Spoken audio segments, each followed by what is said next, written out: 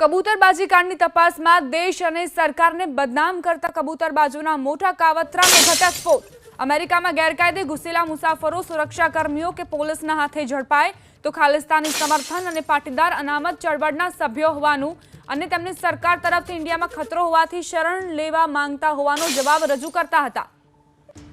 એજન્ટો કરોડો રૂપિયા કમાવવાના ચક્કરમાં પેસેન્જરોને યુએસએમાં ગેરકાયદે વસવાટ કરવા મળે તે માટે સુરક્ષા એજન્સીઓ સમક્ષ ખોટી સ્ટોરી રજૂ કરવા તાલીમ આપતા, જેથી જ દેશની છબી ખરડનાર કબૂતરબાજો પર સકંજો કસવાનો આદેશ કરાયો છે।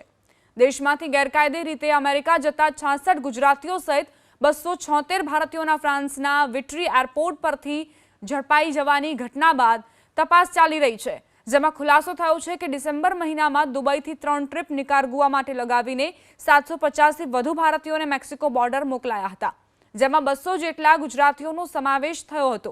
આ સાથે વિટ્રી એરપોર્ટથી ઝડપાયેલા ભારતીયો માત્ર દુબઈના વિઝા સાથે ગયા હતા, પરંતુ દુબઈ એરપોર્ટથી ગેરકાયદેસર રીતે નિકારાગુઆ જવા માટે નીકળ્યા હતા।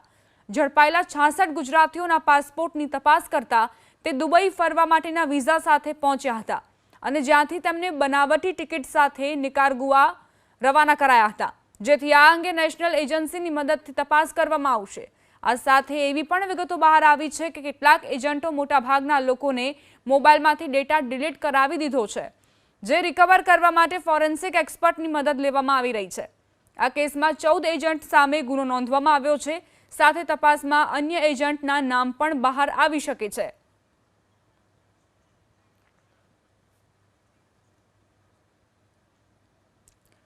તો આખરે કબૂતરબાજોની ક્રાઇમ કુંડળી શું છે તે મારા સહયોગી જુહી ગાંધી જણાવશે। જી જુહી।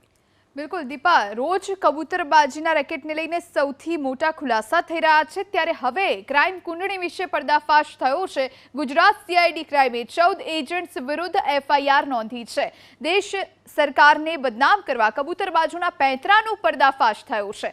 યુએસએમાં પોલીસના હાથે ઝડપાય તો ઘૂસણખોરો કહેવા ઉપજાવેલી વાર્તાઓની ટ્રેનિંગ આપવામાં આવી।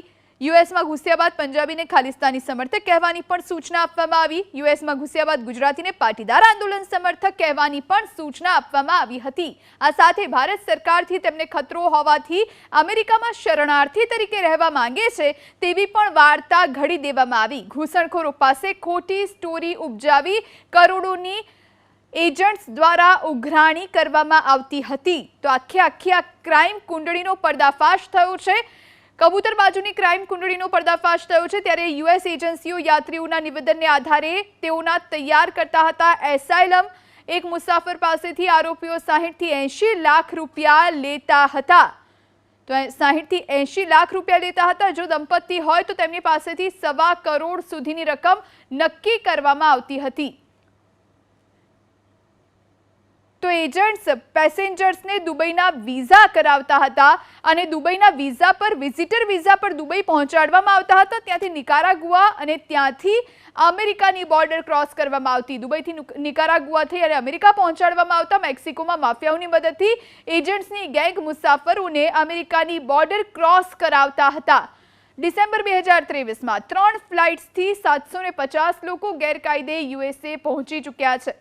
એક વર્ષમાં 800 થી વધુ ગુજરાતી ગેરકાયદે અમેરિકા ગયા હોવાની પણ માહિતી પ્રાપ્ત થઈ છે। તો આ સમગ્ર પર્દાફાશ ક્રાઇમ કુંડળીનો થઈ ચૂક્યો છે। સીઆઈડી હજુ તપાસ કરી રહી છે।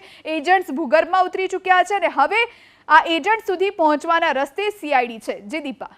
આભાર જુહી તમામ જાણકારી આપવા માટે। તો સીઆઈડી ક્રાઇમે શું નિવેદન આપ્યું છે આખા ઘટનાક્રમને લઈને તે પણ જોઈએ।